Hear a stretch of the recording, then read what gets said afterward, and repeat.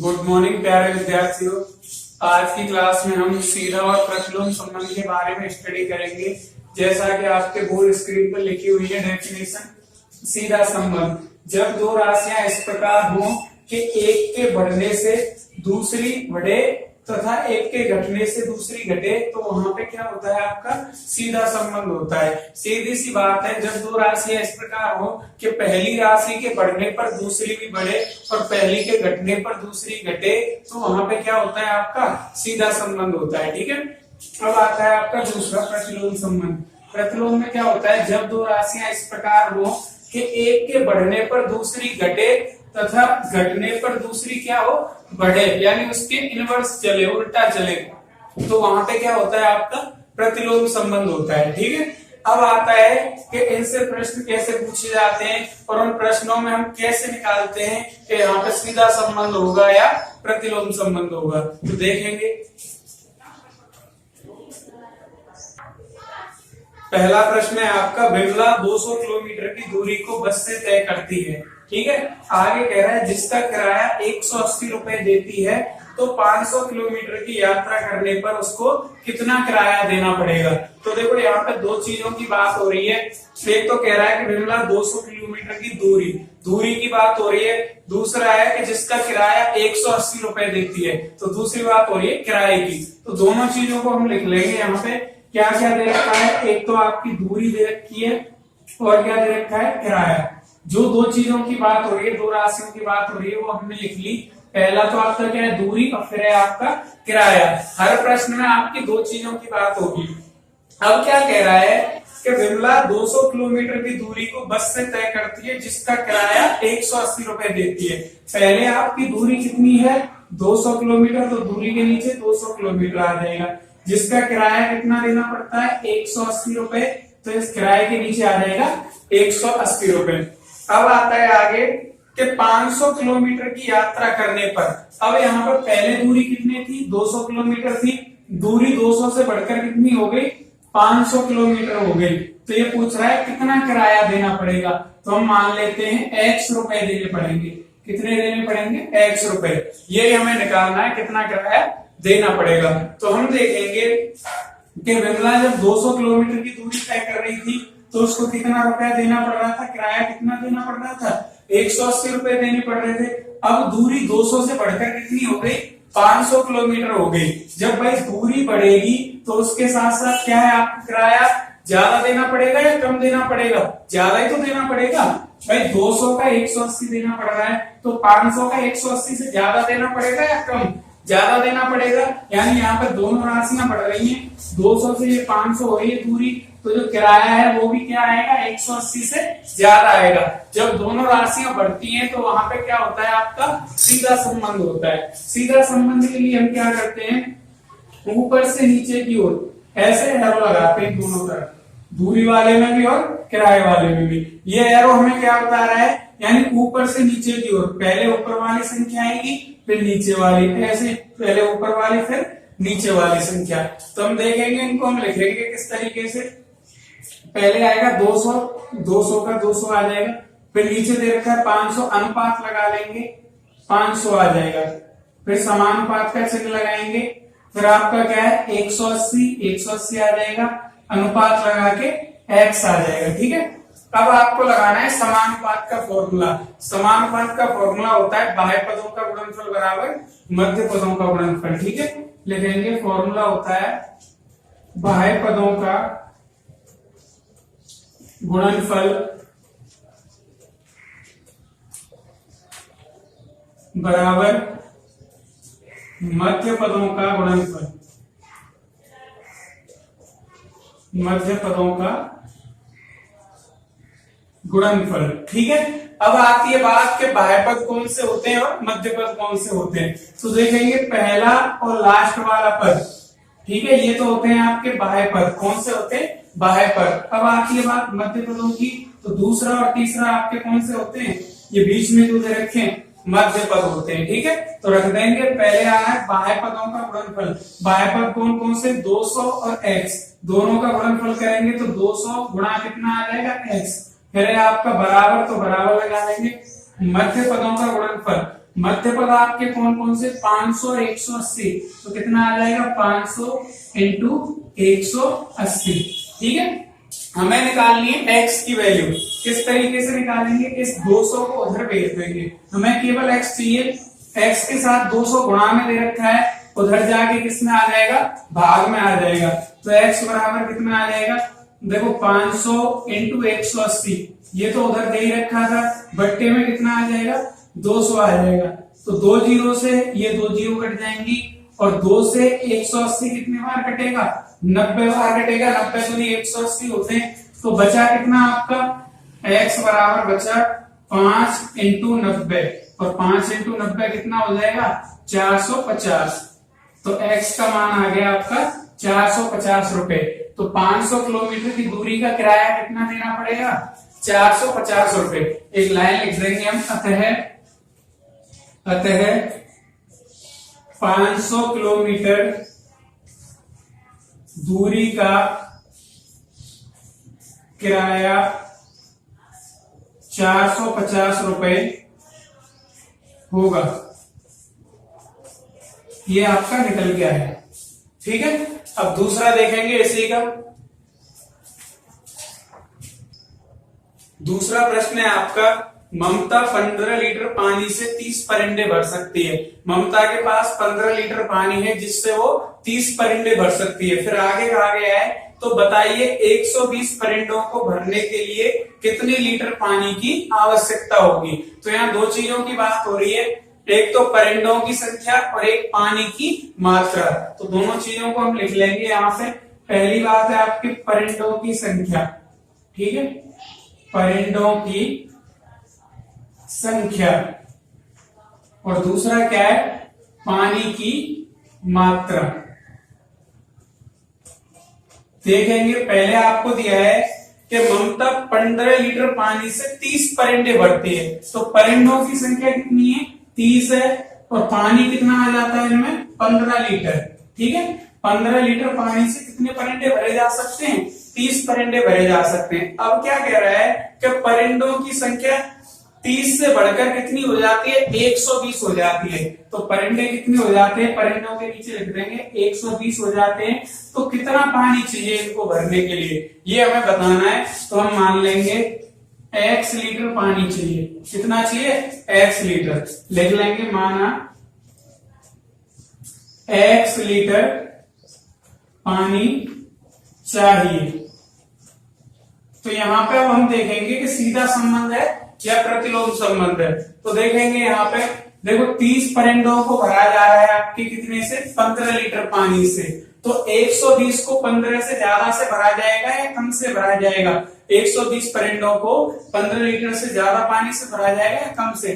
तो आपके सीधी सी बात है, ज्यादा पानी चाहिए। जब भाई ज्यादा परिंदे होंगे तो ज्यादा पानी भी तो चाहिए उनको भरने के लिए, यानी यहाँ पर परिंदों की संख्या में बढ़ रही है, और पानी की मात्रा भी जो आएगी वो कितनी आएगी, 15 से ज्यादा आएगी। दोनों राशियां बढ़ रही हैं, तो यहाँ पे क्या होगा, सीधा संबंध होगा। तो सीधा संबंध के लिए मैंने बताया था, एरो लगा देंगे ऊपर से नीचे की ओर। ठीक है, अब इसका मतलब क्या है, पहले हम लिखेंगे 30 को, अनुपात लगा के लिखेंगे 120 को, फिर समानुपात लगा लेंगे, फिर हमें लिखना है 15 को, और अनुपात कितना आ जाएगा, x आ जाएगा। अब लगाएंगे समानुपात का फॉर्मूला, बाह्य पदों का गुणनफल बराबर मध्य पदों का गुणनफल। लिखेंगे बाह्य पदों का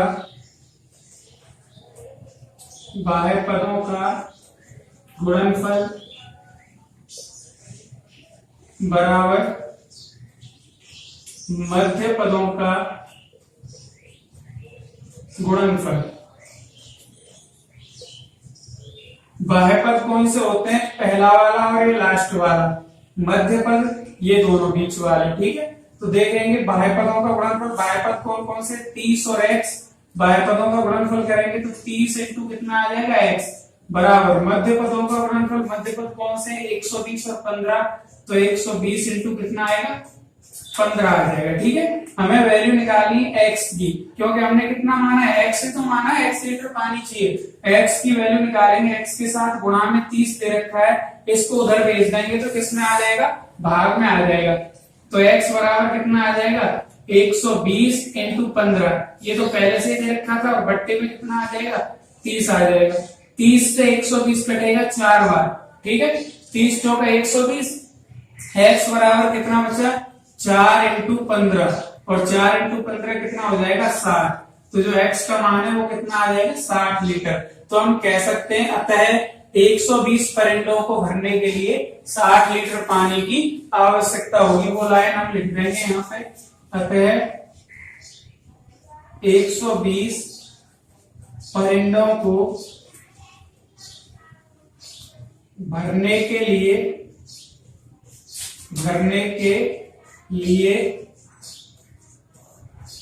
60 लीटर पानी की आवश्यकता होगी।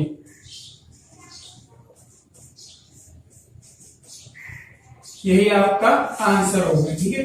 अब आता है प्रतिलोम संबंध। प्रतिलोम संबंध के सवाल करेंगे अब है आपका प्रतिलोम संबंध का सवाल, जो कि तीसरा सवाल है आपका। स्वच्छ भारत अभियान के तहत 15 स्वयंसेवक अपने गांव को 4 दिन में स्वच्छ करते हैं। स्वच्छ भारत अभियान के तहत 15 स्वयंसेवक हैं जो अपने गांव को कितने दिन में स्वच्छ कर देते हैं, 4 दिन में स्वच्छ कर देते हैं। फिर आगे कह रहा है यदि गांव को 3 दिन में स्वच्छ कराना हो तो कितने स्वयंसेवकों की आवश्यकता होगी। तो यहाँ पे 2 चीजों की बात हो रही है, एक तो आपका टाइम है यानी दिनों में दे रखा है, और एक स्वयंसेवकों की संख्या, दोनों को लिख लेंगे। एक तो आपके स्वयंसेवक दे रखे और एक आपका समय दे रखा है, या हम डायरेक्ट लिख सकते हैं दिन, जो दिन में दे रखा है। पहले स्वयंसेवक कितने हैं, तो पहली लाइन है आपकी, इसमें कहा जा रहा है स्वच्छ भारत अभियान के तहत 15 स्वयंसेवक।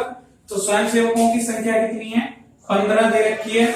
अपने गांव को 4 दिन में स्वच्छ कर देते हैं, तो दिनों की संख्या कितनी दे रखी है, 4 दे रखी है। यानी जब 15 स्वयंसेवक काम करते हैं तो गांव को कितने दिन में स्वच्छ कर देते हैं, 4 दिन में स्वच्छ कर देते हैं। आगे कह रहा है कि यदि गांव को 3 दिन में स्वच्छ कराना हो, 3 दिन में कराना है यानी 4 से जल्दी कराना है। तो एक बात बताइए, जब किसी काम को जल्दी करवाना होता है तो वहां स्वयंसेवक हो या जो भी हो, मजदूर हो, तो उनकी संख्या बढ़ानी पड़ेगी या कम करनी पड़ेगी। भाई किसी काम को हमें ज्यादा जल्दी करवाना होता है तो वहां पे हमें ज्यादा आदमी तो लगाने पड़ते हैं, तो हमें यहाँ पर पता चला कि स्वयंसेवकों की संख्या तो बढ़ानी पड़ेगी, और टाइम क्या हो रहा है यहाँ पे, कम हो रहा है। यानी ये कह रहा है कि 3 दिन में गांव को स्वच्छ करवाना हो तो कितने स्वयंसेवक चाहिए, तो हम मान लेंगे कितने चाहिए, x स्वयंसेवक चाहिए, ठीक है।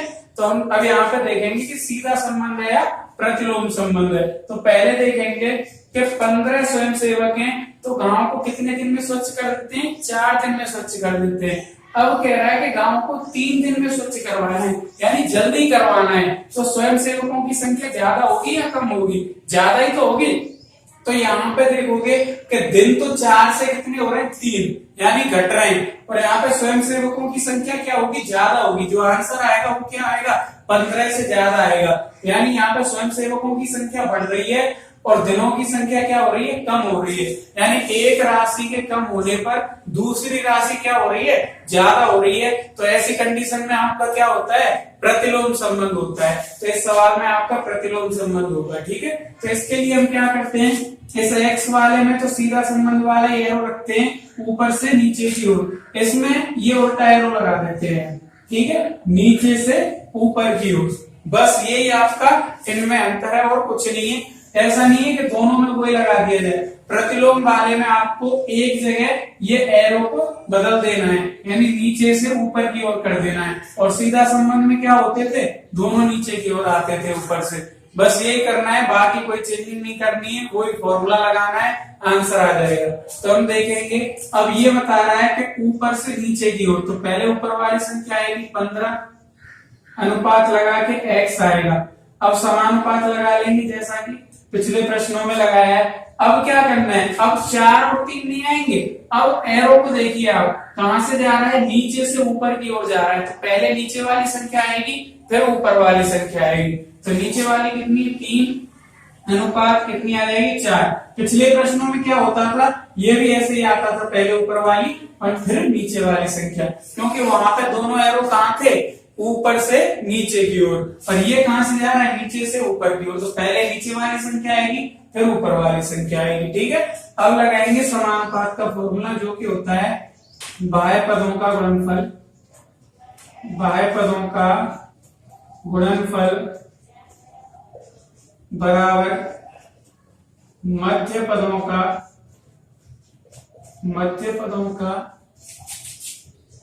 गुणनफल, ठीक है। देखेंगे बाह्य पद आपके कौन कौन से दे रखे हैं। तो बाह्य पद फर्स्ट और लास्ट होते हैं, तो 15 और ये 4, ये तो हो गए आपके बाह्य पद, और मध्य पद x और ये 3, ठीक है। बाह्य पदों का गुणनफल करेंगे 15 और 4, तो कितना आ जाएगा 15 इंटू 4 बराबर है, बराबर लगा लेंगे। मध्य पदों का गुणनफल, मध्य पद कौन कौन से दे रखे हैं, x और 3, तो x इंटू कितना आ जाएगा 3 आ जाएगा, ठीक है। हमें x का मान निकालना है, x के साथ गुणा में 3 दे रखा है, तो इस 3 को इधर पक्षांतरण कर देंगे, गुणा की संख्या पक्षांतरण करने पर किसमें आ जाती है, भाग में आ जाती है। तो 15 इंटू 4 बट्टे में कितना आएगा 3, और बराबर में रह जाएगा x। 3 से कटेगा 15 कितने बार, 5 बार, तो कितना बचेगा 5 इंटू 4 बराबर x। एक तो 5 बचा, इंटू का 4 बचा, तो x का मान कितना आ जाएगा 5 चौके 20। तो हमें यहाँ पे पता चला x हमने किसको माना था, स्वयं सेवकों को। तो कितने स्वयं सेवक चाहिए, 20 स्वयं सेवक चाहिए, ठीक है। तो देखेंगे, लिख देंगे, अतः गांव को 3 दिन में स्वच्छ कराने के लिए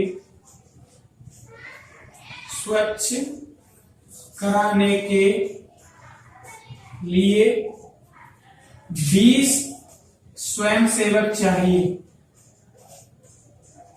20 स्वयंसेवक चाहिए, यस 20 स्वयंसेवकों की आवश्यकता होगी। ये आपका आंसर होगा। एक और देखेंगे, फिर आगे है आपका चौथा प्रश्न। विद्यालय के चारों ओर पक्की दीवार बनाने के लिए 9 कारीगरों को पूरा करने में 16 दिन का समय लगता है। यदि कारीगरों की संख्या 12 होती तो दीवार कितने दिनों में बन जाती, ये हमें बताना है। तो यहाँ पे देखो 2 चीजों की बात हो रही है, एक तो कारीगरों की संख्या और दूसरा समय, ठीक है। दोनों चीजों को लिख लेंगे हम। पहला है कारीगरों की संख्या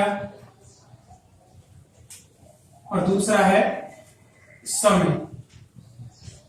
पहले कह रहा है, पहली लाइन में देखेंगे आप कि विद्यालय के चारों ओर पक्की दीवार बनाने के लिए 9 कारीगरों को पूरा करने में, कारीगरों की संख्या कितनी है, 9 है, तो पूरा करने में कितने दिन का समय लगता है, 16 दिन का समय लगता है। तो समय लिख देंगे, कितना लग रहा है, 16 दिन का लग रहा है, ठीक है। 9 कारीगर किसी दीवार को कितने दिन में बना देते हैं, 16 दिन में बना देते हैं।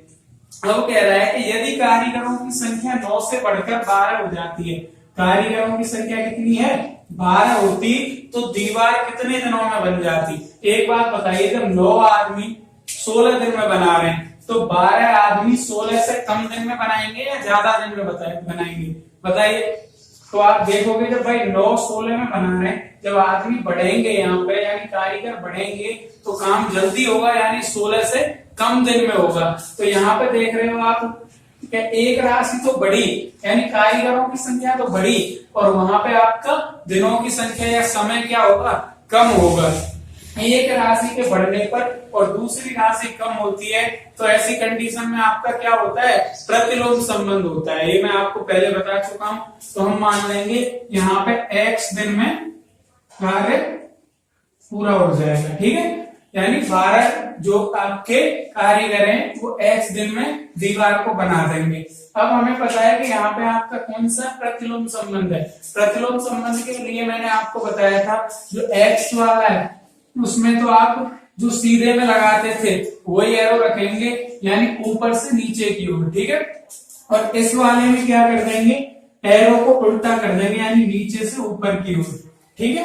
बस यही करना होता है, और आपका कोई अंतर नहीं है, ठीक है। और सीधा में क्या होता है, दोनों ऊपर से नीचे की ओर रखते हैं। तो देखेंगे इन एरो के हिसाब से हमें लिखना है ये जा रहा है नीचे से ऊपर, तो पहले नीचे वाली संख्या 12 आ जाएगी, अनुपात लगा के ऊपर वाली संख्या 9 आ जाएगी, फिर समानुपात लगा लेंगे। ये आ रहा है ऊपर से नीचे, तो ऊपर कौन सा है 16, और अनुपात लगा के क्या आ जाएगा x आ जाएगा।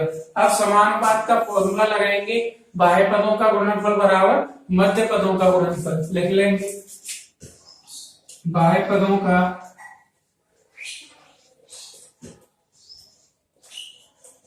गुणनफल बराबर मध्य पदों का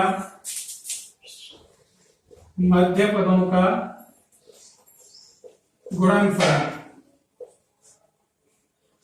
ठीक है, अब देखेंगे कि बाह्य पद कौन कौन से हैं आपके, फर्स्ट और लास्ट यानी 12 और x, और मध्य पद 9 और 16।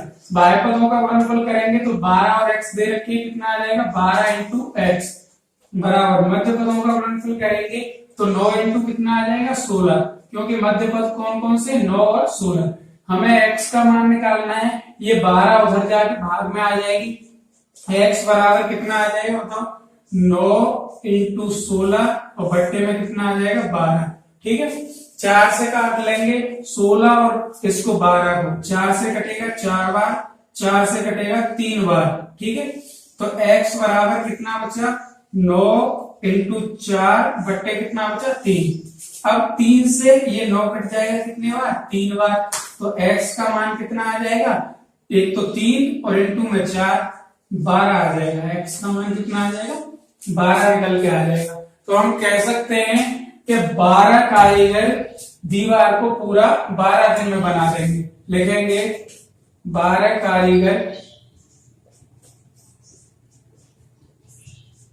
12 दिन में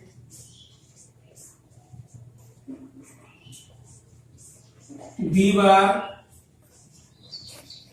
बना देंगे, या कह सकते हैं कि 12 कारीगरों को दीवार को पूरा करने में 12 दिन का समय लगेगा। ठीक है, तो यही था आपका सीधा और प्रतिलोम संबंध। उम्मीद है आपको समझ में आया होगा। वीडियो को एक बार दोबारा से देख ले, गारंटेड आपको समझ में आएगा।